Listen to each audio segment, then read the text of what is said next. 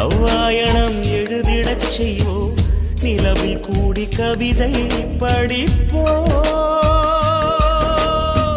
கொஞ்சம் கொஞ்சம் உடல் கொள்வோம், நெஞ்சும் நெஞ்சும் மோதி கொள்வோம், சண்டை போட்டு இன்பம் வளர்ப்போம்.